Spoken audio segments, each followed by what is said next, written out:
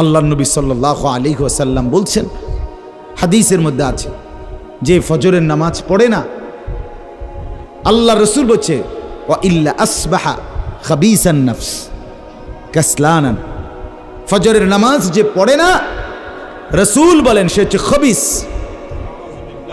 খবিস, এটা খবিস তুই বেটা। এই তোমরা যারা ফজরের নামাজ পড়ো না, খবিস তুই বেটা, খবিস। পাউডার লাগায়, পাউডার লাগাও কিত্তা, খবিস কোথাকার। খবিস আবার পাউডার লাগাও কিত্তা, ফেয়ার এন্ড লাভলি ডলও কিত্তা। কথা বলেন না কেন? তুই কিত্তা পাউডার লাগাও, পাউডার লাগাইলে বুঝি সুন্দর হয়।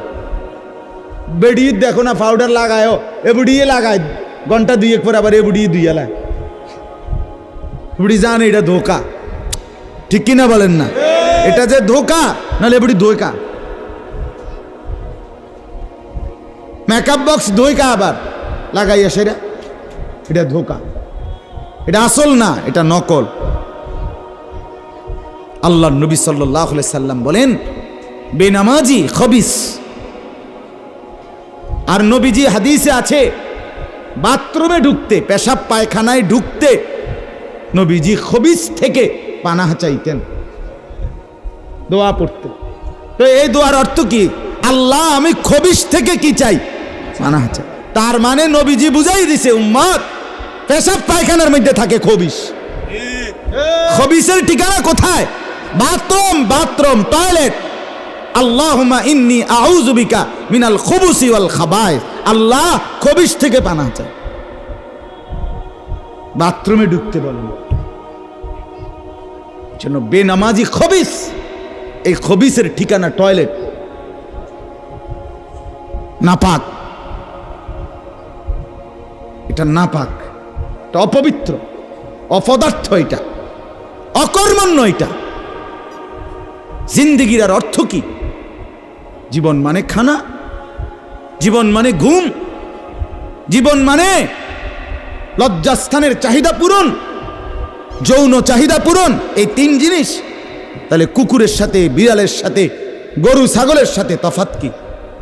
ওই প্রাণীগুলোও তো খানা, ঘুম এবং যৌন চাহিদা পূরণ করে কিনা? কথা বলেন না কেন? কুকুরের ছাও আছে কিনা?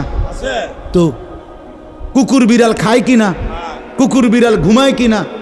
তো তোমার সাথে তফাৎ কি?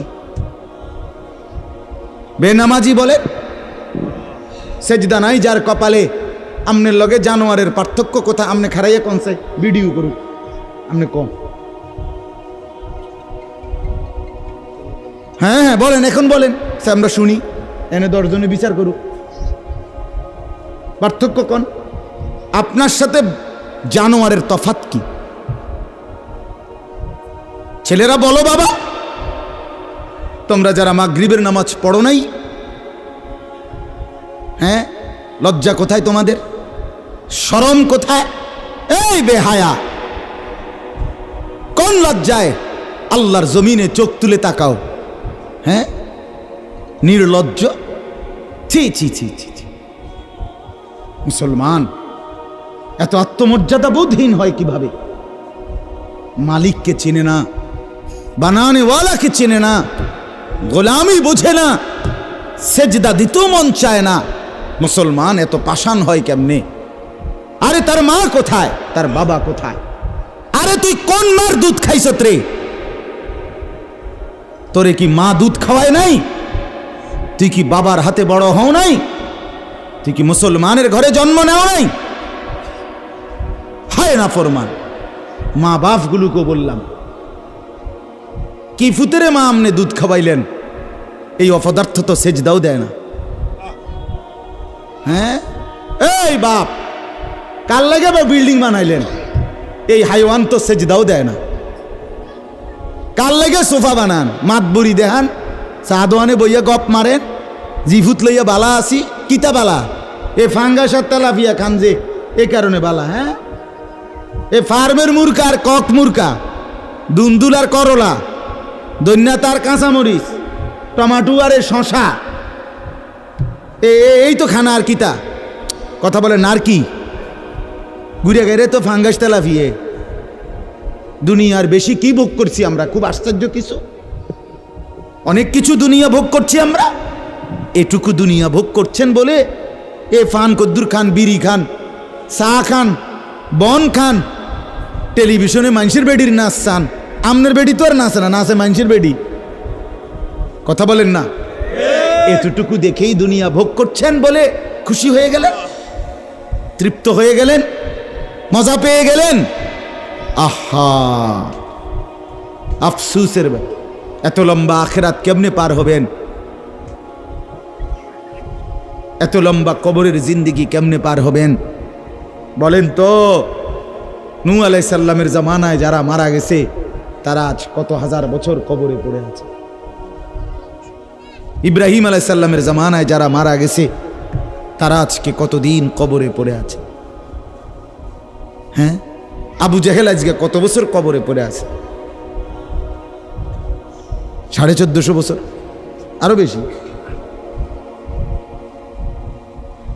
1450 বছর ধরে পড়ে আছে কবরে। এরপরে তো হাসরের মাঠ, এরপরে তো ফুলসেরাত, এরপরে তো জাহান্নাম, আর তো রইছে। তাহলে দুনিয়ায় থাকলি কতদিন, কবরে পড়ে রইলি কতদিন? আপনি বলেন। আবু জেহেল দুনিয়াতে ছিল 800 বছর, কথা কন না? আবু লাহাব দুনিয়াতে জীবিত ছিল 900 বছর, তো কবরে আছে কত বছর? তো বাঁচছে কয় বছর? নাহলে 60 বছর, নাহলে 70 বছর, ঠিক কিনা বলেন? তাহলে দুনিয়ায় ছিলি কতদিন, কবরে আসত কতদিন? আচ্ছা, এই কথাই এখনই মনে হইল। হ্যাঁ, এরপরে তো সামনেরটি রয়েছেই মিয়া, এখনো তো কিয়ামত আসে নাই, এখনো তো ইসরাফিল ফু দেয় নাই। একবার ফু দিবে, সব কবরে যাবে, আবার ফু দিবে, হাসরের মাঠ কায়েম হবে। আবার হাসরের মাঠের একদিন, খোদার কসম এই কোরআনে আল্লাহ বলছে, হাসরের ময়দানের এখন একদিন, প্রতি একটা দিন কয় ঘন্টা? হাসরের একদিন আল্লাহ বলছে 50,000 বছর, 50 আলফা সানা, 50,000 বছর। হাসরের ময়দানের পুরা সময় না, একদিন, একদিন। পুরা হাসরের মাঠ কতদিন সেটা আল্লাহই জানে। প্রিয় বন্ধু আমার, নষ্ট হয়েন না। ছেলেরা আমার, বাপ, বরবাদ হইও না। মনে করো কেউ বলে নাই, তবুও নষ্ট করো না নিজেরে। বাবা বলে নাই, মা বলে নাই, সর্দারে বলে নাই, মাতবরে বলে নাই, গ্রামের মুরব্বীরা বলে নাই, কেউ তোমারে কিছু বলে নাই, তবুও তুমি নিজেরে নষ্ট করে দিও না। হযরত ইব্রাহিম আলাইহিস সালাম, পুরা কওম, আপন মা, আপন বাপ, সবাই মূর্তি পূজক, কেউ তো ওনাকে ইমানের দাওয়াত দেয় নাই, তবুও সেই ছোট্টবেলার থেকে তিনি ওইখানে থেকেই উনি খুঁজে নিছেন আল্লাহকে। কাকে খুঁজে নিছেন? আল্লাহকে খুঁজে নিছেন, আল্লাহকে তালাশ করে নিছেন। কওমের লোকেরা বলছে যে তারকা এটা রব। বলছে আচ্ছা ঠিক আছে, দেখি তো। কিছুক্ষণ পরে তারকা ডুবে গেছে। বলছে কই, রব আবার ডুবে কেমনে? পরের দিন এলাকার লোকরা বলছে চাঁদ, এটাই আমগো রব। বলছে আচ্ছা ঠিক আছে, মানে নিলাম, দেখি তো। ভোর হতে হতে দেখে চাঁদ নাই। কিও রব যদি জায়গা, তো আমি বন্দা রইলাম, রব কু? বুঝেন নাই কথা? এরপরে বলছে সূর্য, এটা বড় সড়ো মোড়া তাজা, এটাই রব। হ্যাঁ, ইব্রাহিম আলাইহিস সালাম বলছে আচ্ছা দেখি তো। সন্ধ্যা হয়েছে আর সূর্য ডুবে গেছে। তো ইব্রাহিম আলাইহিস সালাম বলছে হায় আমার কওম, কি কও ইডি তোমরা? তোমার মাথা ঠিক আছে নি? রব কেমনে এর মোড়ে নামে? রব এমন হয় কেন? বানানেওয়ালা এত দুর্বল হবে কেন? তখন তিনি বলছে ইন্নী ওয়াজ্জাহতু ওয়াজহিয়া লিল্লাযী ফাতারাস সামাওয়াতি ওয়াল আরদা হানিফা ওয়া মা আনা মিনাল মুশরিকিন। যে না কওম শোনো, আমি তোমাদের বানানো কোনো দিকে ফিরবো না, আমি ফিরছি আমার চেহারা, আমার জিন্দেগি ফিরাইয়া দিলাম ওই সত্তার দিকে যিনি 7 আসমান ও জমিন পুরাটা বানাইছে। হানিফান, একনিষ্ঠভাবে আমি শুধু তার দিকে ফিরলাম।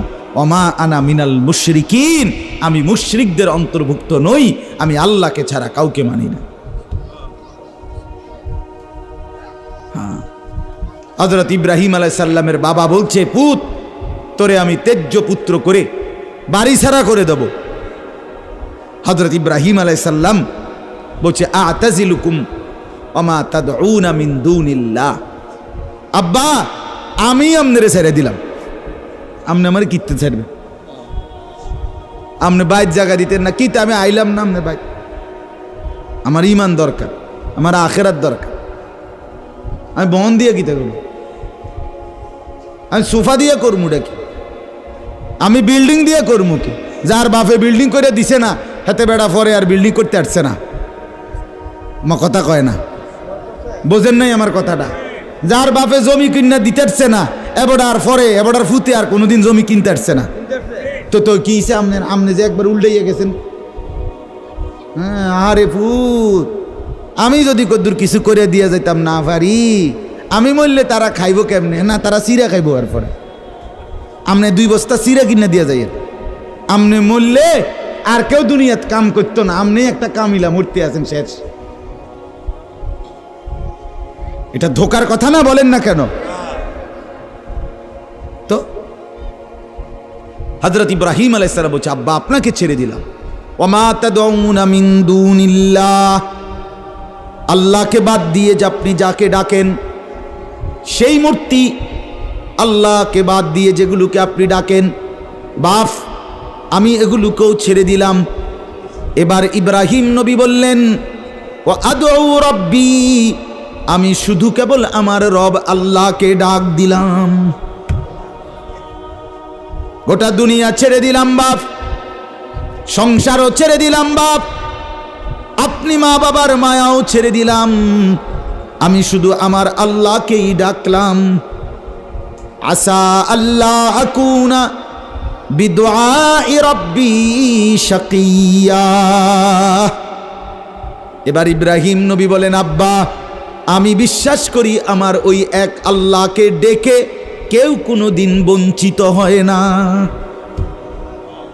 মাখলুককে ডেকে হেরে যায়, নেতা ভুলে যায়, কর্মীও ভুলে যায়, মা বাপও অনেক সময় রাগ করে, মা বাপ অনেক সময় ভুলে যায়, সন্তানও মা বাপকে ভুলে যায়, সবখানে হইতে পারে এমন, কিন্তু আমার আল্লাহকে ডেকে কেউ এমন হয় না যে বঞ্চিত হয়। আল্লাহকে বান্দা যখন জমিন থেকে ডাক দেয় আল্লাহ রব্বুল আলামিন সাথে সাথে বলে লাব্বাইক ইয়া আবদি, আমার বান্দা আমি হাজির, বল না বান্দা কি দরকার। বান্দা আবার বলে আল্লাহ, আল্লাহ আবার বলে লাব্বাইক, আছি তো বলো না। বান্দা বলে সুবহানাল্লাহ, আল্লাহ বলে শুনছি তো বান্দা, বলো না কি চাও বান্দা। বান্দা আবার বলে আলহামদুলিল্লাহ, আল্লাহ বলে বলো না কি চাচ্ছ বলো। আল্লাহু আকবার বলে আবারও বলছি কি চাচ্ছ বলো না, আমি তো শুনতেছি, আমি তো আছি বান্দা।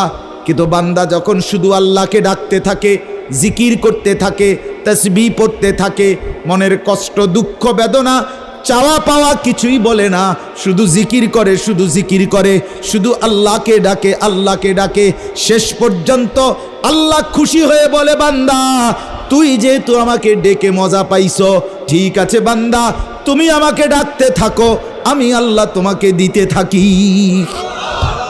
কি লাগবে আমি তো জানি, তোর বিবি অসুস্থ আমি কি জানি না, তোর ছেলে বিদেশে অসুবিধায় আছে আমি কি জানি না, কথা বলেন। তোর যে শরীরের সমস্যা আমি কি এটা জানি না, আমি তো সব জানি, কোথায় তোর কোন মুসিবত। আল্লাহর আড়ালে কি কিছু হয়, আল্লাহর গোপনে কি কিছু হয়, তাইলে আল্লাহর ইচ্ছা ছাড়া কি কিছু হয়। এজন্য মোবাইলের কথা বলতে গিয়ে এতগুলোর কথা লম্বা বললাম। ছেলেদেরকে বললাম বাবা অনেক ছেলে বসছো, মাশাআল্লাহ, আল্লাহ খুব বরকত দান করে। আজকে মুসলমানের যুবক তোমাদের ফেরার অপেক্ষা ইসলাম।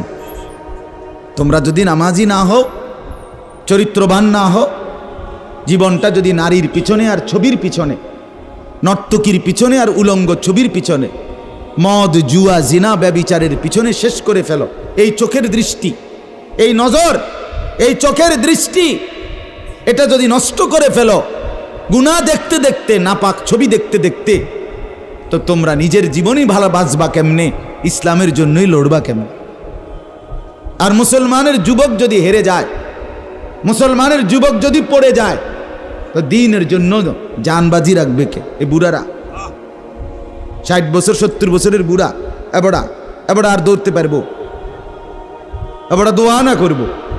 কথা বলেন না কেন? মুরব্বীরা কি করবে? কলিজা ছিঁড়ে দোয়া করবে। অতএব আমি আপনাদের কাছে এতক্ষণের কথার মূল একটা উদ্দেশ্য, আমি দুইটা আয়াত পড়ছি, এই আয়াতের আঙ্গিকে কথাটা বলার জন্য বলছি। আজকে আমরা গুনার মধ্যে সবচেয়ে বেশি, বহুভাবেই আমাদের মধ্যে গুনাহ আছে, বাকি এই নজরের গুনাহ আমাদের সবচেয়ে বেশি। কিসের গুনাহ বলেন না? নজরের গুনাহ। আমাদের চোখ নিয়ন্ত্রণ হারা, বাঁধন হারা।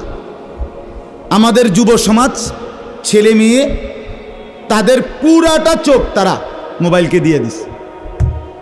ওই যে আগে যে শুনছি যে স্বেচ্ছায় চক্ষুদান করত, কথা বুঝছেন না কথা? হ্যাঁ, মরণোত্তর চক্ষুদান।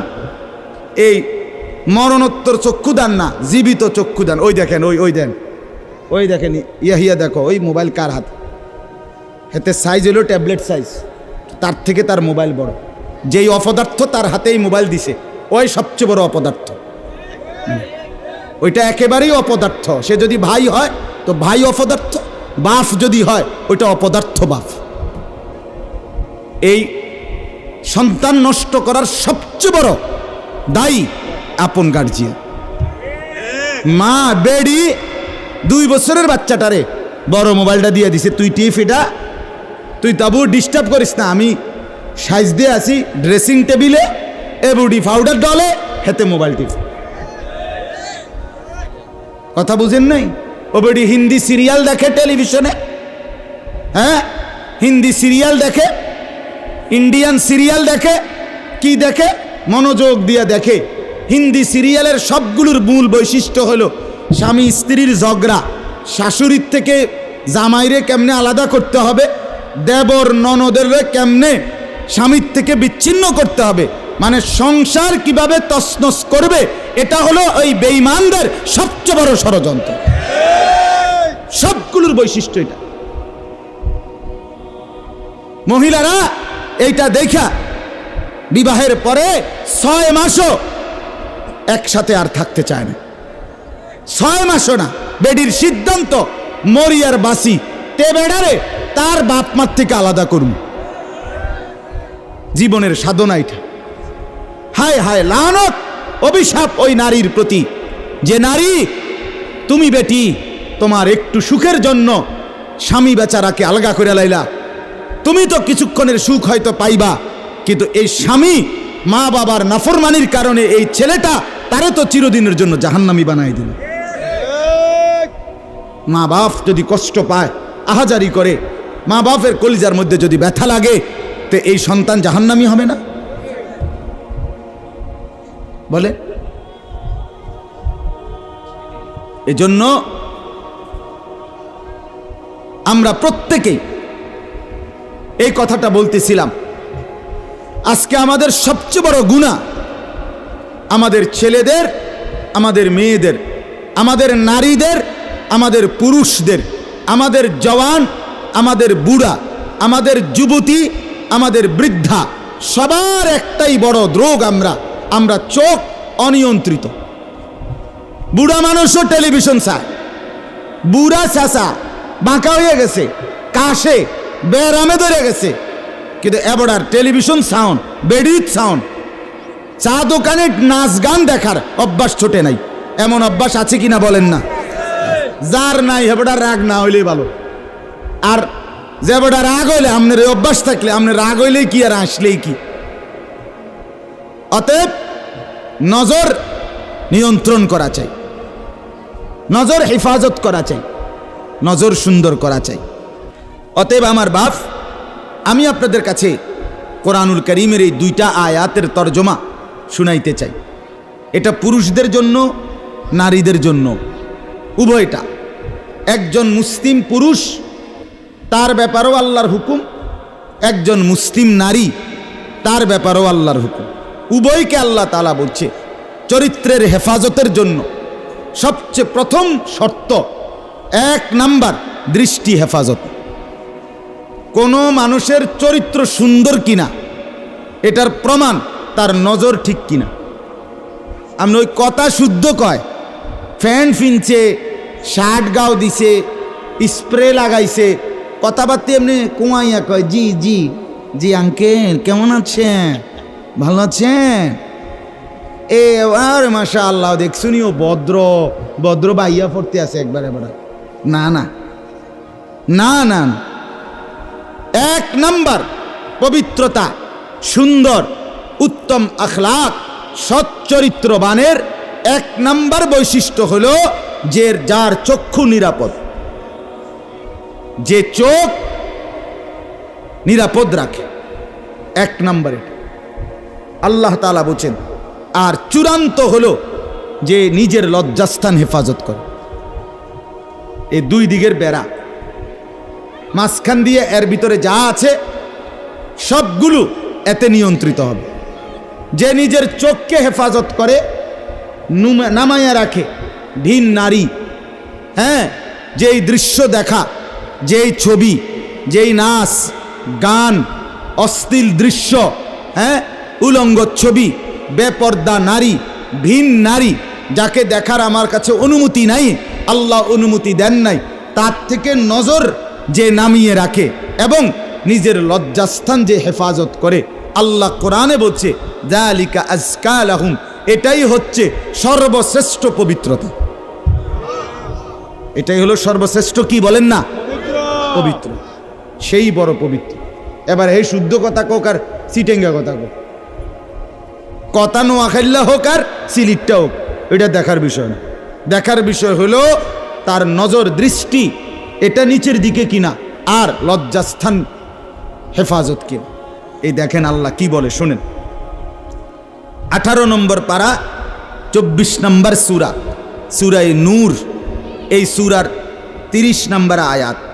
আল্লাহ তাআলা বলেন, কুল, হে নবী আপনি বলুন, লিল মুমিনিন, সমস্ত মুমিন পুরুষদেরকে, পুরুষদেরকে মানে এই হুকুম কার্যকর শুরু হবে যেই ছেলেটা সাবালক হইছে, যেই মেয়েটা সাবালক হইছে, ওই দিন থেকে 100 কার্যকর। কোন ছেলের উপরে যেদিন গোসল ফরজ হয়েছে, প্রথম যেদিন তার বীর্যপাত হয়েছে, সেদিন থেকেই সে সাবালক, প্রাপ্তবয়স্ক, সেদিন থেকেই সে যুবক, সেদিন থেকে ইসলাম মানা পুরাটা 100 তার উপরে ফরজে আইন। ওই দিন থেকে তার 1 মিনিট 1 সেকেন্ড হিসাবের বাহিরে হবে না। প্রতি সেকেন্ড নিঃশ্বাসের জন্য তাকে মৃত্যু পর্যন্ত, মানে বালেগ হওয়ার দিন থেকে মৃত্যু পর্যন্ত যে হায়াত পাইছে যেদ্দুর, আল্লাহর কাছে হিসাব দিতে হবে তদ্দুর। রাতের হিসাব, দিনের হিসাব, হাঁটলে বসলে উঠলে খাইলে ঘুমাইলে, এমনকি নিঃশ্বাসের হিসাবও খোদার কসম আল্লাহর কাছে দিতে হবে। কোনো মেয়ে যেদিন তার প্রথম মাসিক শুরু হয়েছে 13-14 বছর বয়সে, সেদিন থেকে সে প্রাপ্তবয়স্কা, সাবালিকা, সে যুবতী। অতএব সেদিন থেকে মৃত্যু পর্যন্ত তার হায়াত যতদিন পাইছে, একদিনের ভালো মন্দ, জায়েজ না জায়েজ, হালাল হারাম, বৈধ অবৈধ, সব কিছুর হিসাব সে আল্লাহর কাছে দিতে হবে। কথা বুঝলেন কিনা আপনি? হ্যাঁ, এটা জরুরি, এটা জরুরি। স্বামীর কারণে, শ্বশুরের কারণে, স্ত্রী মহিলা বলেন আমার স্বামী বাধ্য করছে দেবরের সাথে দেখা করা, স্বামী বাধ্য করছে ভাসুরের লগে দেখা করতে, খোদার কসম স্বামী যদি আসমান ভাঙ্গাও মাথাত ফালায়, তারপরও স্ত্রীর জন্য এই কথা মান্য করা স্বামীর হারাম। আর স্বামী যদি এই হারাম কাজের জন্য বাধ্য করে স্ত্রীকে, এই স্বামী জালেম। এই স্বামী কি বলেন না কেন, চাচতো ভাই, জ্যাঠতো ভাই, খালতো ভাই, ফুফাতো ভাই, দুলা ভাই, তারারে কইছে বাদ বাইরা দাও, তুমি আজ্ঞায় দাও, তারা মেহমান সব সময় কি আর আইয়েনি? হ্যাঁ, যেই স্বামী বলে, যেই শ্বশুর বলে, এই উভয়টাই জালেম, নিকৃষ্ট পাপী, সীমালঙ্ঘনকারী, সীমালঙ্ঘনকারী, কোনো সন্দেহ না, কোনো সন্দেহ। আল্লাহকে, আল্লাহর হুকুমের বিরোধিতা করে মাখলুকের হুকুম মানা অনুমতি নাই, অনুমতি নাই। হযরত ইব্রাহিম আলাইহিস সালামের বাবা ওনাকে মূর্তি পূজা করতে বাধ্য করতে চাইছে, করছে না? কইছে না যে নরে তেজ্য পুত্র করে দেবো বেড়া? কোরআনের আয়াত। ইব্রাহিম আলাইহিস সালাম বলছে আমনেরে আমি ছেড়ে দিলাম। কিসের জন্য? ঈমানের জন্য। কিসের জন্য বলেন না? ওয়া ইন জাহাদাকা আলা আন তুশরিকা বি মা লাইসা লাকা বিহি ইলমুন ফালা তুতি'হুমা ওয়া সাহিবহুমা ফিদ দুনিয়া মা'রুফা। কোরআনে আল্লাহ বলেন, তোমার মা বাপ যদি তোমাকে আমি আল্লাহর সাথে শিরিক করতে বলে, তুমি কোনোভাবেই তার অনুসরণ করবে না। হ্যাঁ, তবে মা বাবার সাথে কষ্টদায়ক আচরণ করবে না, ব্যবহার করবে ভালো, ব্যবহার করবে উত্তম, তার গায়ে হাত দিবে না, তারে ধাক্কা দিবে না, তারে গালি দিবা না, তারে ধমক দিবা না, কিন্তু তার কথা মানবা না। কোন কথা? আল্লাহর নাফরমানির কথা, শিরিক, কুফর, নাজায়েজ, হারাম, হারাম। সেদিন আমার কাছে এক যুবক ভাই জিজ্ঞেস করছে এ কথা, যে তার বাবা তাকে বাধ্য করতেছে তার দোকান দেখাইয়া 5 লাখ টাকা সুদে টাকা নিয়ে দিতে। মন নাই? আমি পরিষ্কার আমরা বলছি যে অসম্ভব কথা। তোমার বাপ প্রয়োজনে তোমারে ঘর থেকে বের করে দিবে, দেও। এক তো তুমি তারে গালি দিও না, কিন্তু তুমি তার এই কথা মান্য না। এ কথা মানার অধিকার, যেটা আল্লাহ হারাম করছেন সেটা বাবার কথার কারণে হালাল? আরে বলেন না কেন? যেটা আল্লাহ হারাম করছেন সেটা স্বামীর কথার কারণে হালাল না। না, আমি কিতা করতাম, বেডিতে এই সমস্ত ফাঁকনা কথা কইলে হইতো না। তে বেড়া বাতানে সাইলানে আমি রাইন্দা দেই, এরপরে কিত বেডি হেতে কইতে পারবো। আরে আলাপ হোক, এসব আলাপ করলে হইতো। ফেরাউনের ঘরে বিবি আসিয়া, ফেরাউনের মতো জালেম কাফের, তার ঘরে নিজের ঈমান 100 ঠিক রাইখা দেখাই দিছে পৃথিবীবাসীকে যে জমিনে ফেরাউনের চাইতে বড় কাফের কে হবে। আমি তার ঘরে থাইকে ঈমানদার থাকছি, আমি স্ত্রী আসিয়া, আমি জান্নাতি। অতএব পৃথিবীর সবচেয়ে বড় জালেমের ঘরে থাকলেও, পাপীর ঘরে থাকলেও তোমাকে আখেরাত বরবাদ করতে পারবা না। আল্লাহ আমাদের মা বোনদেরকে বুঝার তৌফিক দান করে, আপনাদেরকেও বুঝার তৌফিক দান। নিজের স্ত্রী, নিজের কন্যাকে বাজারের পণ্য বানাবেন না। আত্মমর্যাদা বহুত বড় সম্পদ, গায়রত। আপনার স্ত্রী বেপর্দা বাজারে বাজারে ঘুরে, রাস্তার পুরুষ রাক্ষসের মতো তাকাইয়া দেখে, আপনার আত্মসম্মানে লাগে না, আপনি বেগায়রত, আপনি পুরুষ নামের কলঙ্ক। আপনার মেয়ে বেপর্দা হাঁটে, 8-7 কাপড় পরে, টাইট কাপড় পরে, জামা পরে, রঙ্গিলা পাউডার সিয়া সাজ্জা রাস্তার বখাটে দুই পাশে কুত্তার মতো দুই পাশে গুরগুর গুরগুর কইরা পিছনে পিছনে ঘোরে। আমনে বাপ হইয়া জানেন, মেয়ে মা হইয়া দেখছেন, আমনের গায়ে লাগে না, কলিজায় লাগে না। আপনি বেগায়রত, আত্মমর্যাদাহীন পুরুষ আপনি। আমি সেদিন নিজে দেখছি, আমার কলিজা ছিঁড়ে গেছে। আমি নিজে দেখছি, ওই দেবিদ্দার রাস্তা দিয়ে আসতেছি, বাজারের মধ্যে জ্যাম। হঠাৎ আমার নজর জানালা দিয়ে বাহিরে দেখলাম একটা স্কুল পড়ুয়া মেয়ে। মেয়েটা আপনার স্বাভাবিকভাবে জড়সড় হয়েই হাইটা যাইতেছে সামনে দিয়া। ঠিক মেয়েটার এক হাত পিছনে একটা ছেলে আপনার এই বড় মোবাইল দিয়া, মেয়েটা হাঁটতেছে মেয়ের মতো, এই জানোয়ারে পিছন থেকে ভিডিও করতে করতে মেয়ের যাইতেছে পিছন। আমার মন চাইছে জানালা খুলে বলি, বোন তোর পিছনে কুত্তা লাগছে, তোর পেছনে কি লাগছে? কুত্তা লাগছে, তুই তোরে কুত্তা থেকে বাঁচা। বলেন মুসলমান এত নিকৃষ্ট হয় কিভাবে? আমরা নিজে কিতাবে পড়ছি, আজকেও পড়ছি ইয়াহিয়া, এই বইটা ফিলিস্তিনি বই, এটাতে লেখা আছে পৃথিবীর পশ্চিম প্রান্তে, মনে করেন পৃথিবীর এদিকে শেষ প্রান্তে যদি কোনো মুসলমান বোন নির্যাতিত হয়, খোদার কসম পৃথিবীর পূর্ব প্রান্তের শেষ মুসলমানের উপরও ফরজ ওই বোনের ইজ্জতের বদলা নেওয়া। এটা মাসালা। হ্যাঁ, কথা ছিল এই, মুসলমানের যুবক হবে মা বোনের ইজ্জতের পাহারাদার। আহা, কোথায় সেই মোহাম্মদ বিন কাসেম, 17 বৎসরের যুবক, আরব থেকে, আরব জাহান থেকে আসছে ভারতে, সিন্ধু প্রদেশে দেবল রাজার এলাকায় একজন বোনকে একজন ডাকাত, জলদস্যু, একজন পানির ডাকাত জলদস্যু তৎকালীন জামানায় একজন মুসলিম বোনের গায়ের ওড়না ধরে টান দিছিল। তখন ওই বোন চিঠি পাঠাইছিল হাজ্জাজ ইবনে ইউসুফের কাছে আরব দেশে, হাজ্জাজ তুমি বেঁচে থাকতে তোমার মুসলিম বোনের গায়ের ওড়না ধরে টান দিছে বেঈমান কাফের, তুমি এর বদলা নিবা কিনা আমি শুনতে চাই। হাজ্জাজ ইবনে ইউসুফ, আমরা কিতাবে পড়ছি, এরকম চেয়ার ছেড়ে লাফ দিয়া দাঁড়াইয়া চিৎকার দিয়া বলছে, বোন আমার, গোটা আরবের সমস্ত মুসলমান যুবক প্রয়োজনে জান দিবে, আরবের সমস্ত যুবকের কলিজা যাবে, জান দেবে, শাহাদাত বরণ করবে প্রয়োজনে, তবু আমি তোমার এই বেইজ্জতির বদলা নেব। 3 বার সেনাবাহিনী পাঠাইছে সে, 3 বার।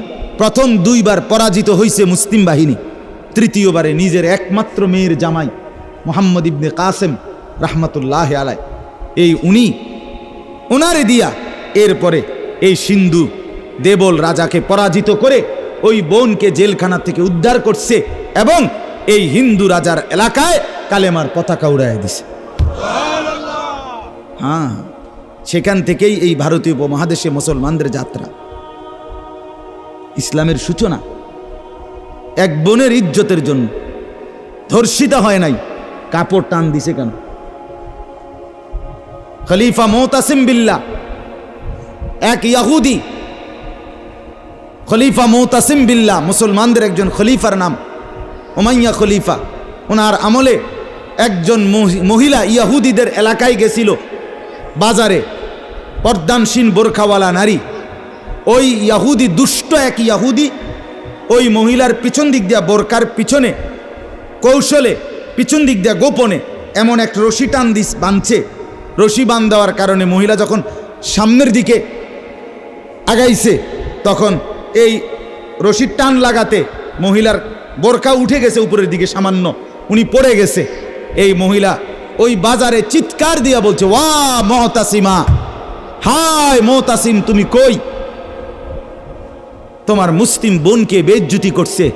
সাথে সাথে খলিফা মুতাসিম বিল্লাহ পুরা বাহিনী নিয়ে আইসা ওই ইহুদি অঞ্চল পুরা জ্বালায় ফেলছে।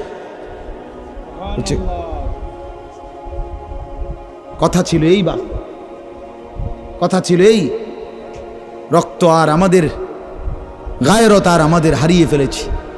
পরের মেয়ে দেখতে দেখতে, পরের নারী দেখতে দেখতে, টেলিভিশন দেখতে দেখতে, নিজের বিবি বাচ্চারও লাগাই দিছেন, নিজের ঘরে টেলিভিশন চাইতো, নিজেও বইয়া বইয়া সাদো আনে বেড়ি চান, টেলিভিশন চান, ফুতেও সারা রাত সারা দিন সমবয়সী ফুলানের লগে হাইটটা মোবাইলে ছবি চায়, তো সমাজ গড়বে কে? পরিবার নিরাপদ থাকবে কেমনে? কথা বলেন না কেন? বুড়ারাও সাদো আনে, বেড়ি তো ঘরের টেলিভিশনে, ফুলাফাইনে মোবাইলের আড্ডায়, তো মানুষ চরিত্রবান হবে কিভাবে?